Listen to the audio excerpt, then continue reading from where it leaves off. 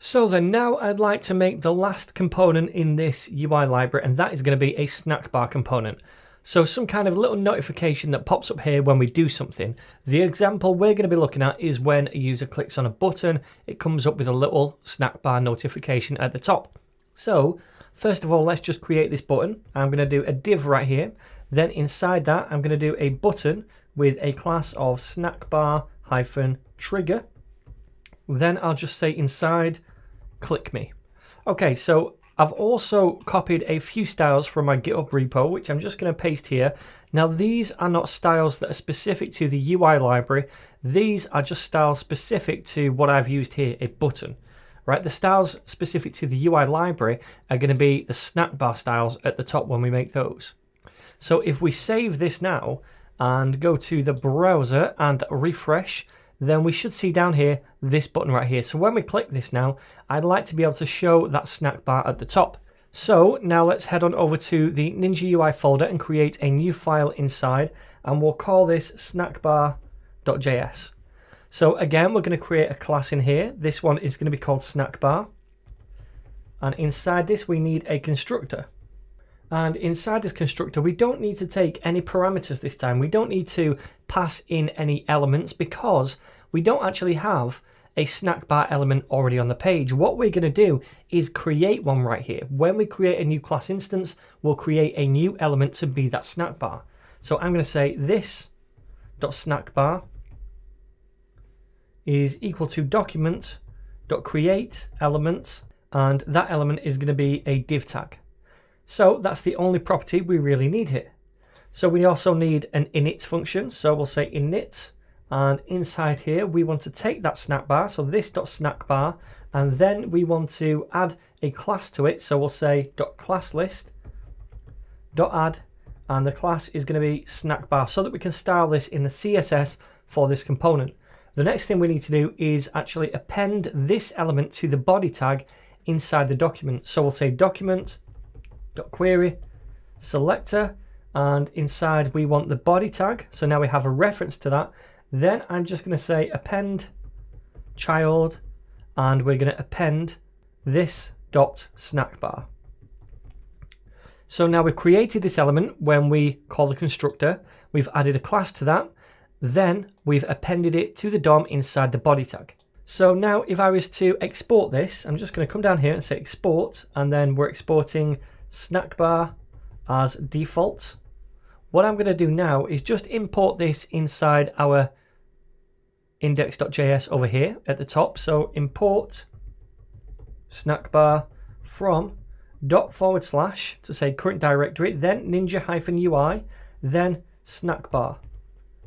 So we've imported that, and now we could initialize that if we wanted to inside this file. So now let's do that. Let's create snackbar, and we do that by saying const snackbar is equal to a new snackbar, and then down here below that we'll initialize it by saying snackbar.init to call this method. So what that should do now is run this and create this element. Then it's going to append that to the DOM. Now there's not going to be anything inside this element at the minute, but it is going to be there. So if we take a look inside the element tree over here at the bottom, we should see this div now. So it's done that. It's created this div with a class of snackbar, and ultimately that will be the thing that shows at the top. So then let's carry on with this snackbar class. The next thing we need is a show method, and this is going to be responsible for actually showing a message in this snackbar at the top. So inside here we need to take a message parameter, and this message is just going to be a string, and it's whatever we're going to show inside the snackbar. So we'll say this.snackbar, which is the element we created up here, and take the text content of that and set it equal to the message we take in as a parameter.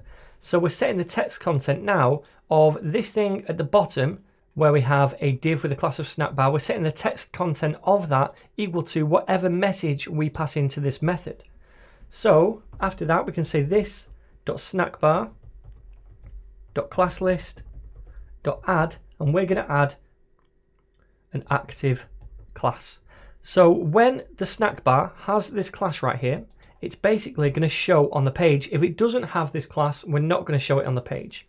Now, once we give it this class, it's going to show, right? But we want to make it disappear after a few seconds. So we only want to show it for, say, 3 or 4 seconds. And then after those 4 seconds, remove this class. So to do that, we could set a timeout. So set timeout. And this is going to fire a function like so. And this function will fire after 4,000 milliseconds, so 4 seconds. Now inside this function, after 4 seconds, that's when we want to remove the class.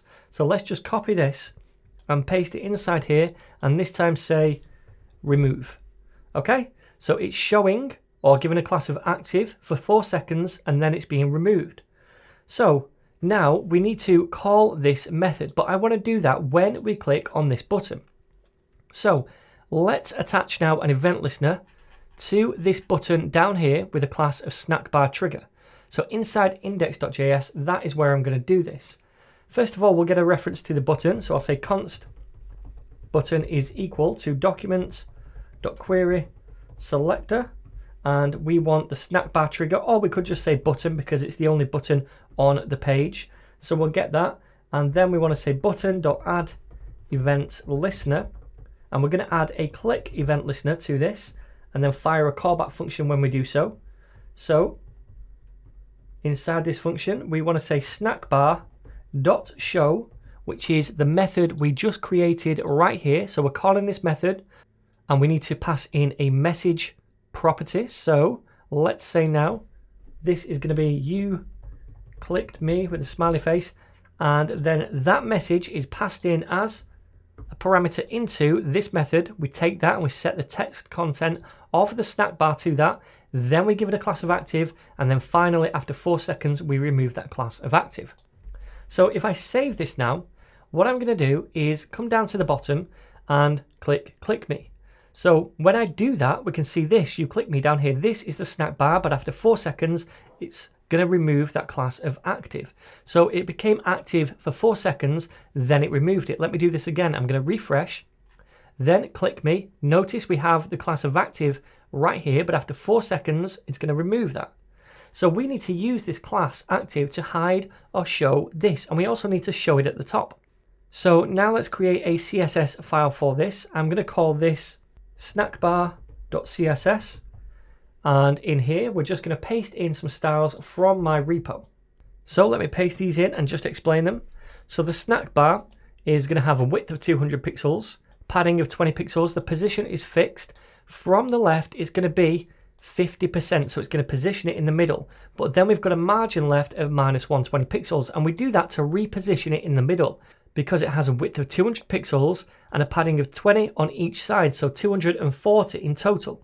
So half of that is 120, that's why we shift it to the left again by minus 120 so that it brings it back into the center.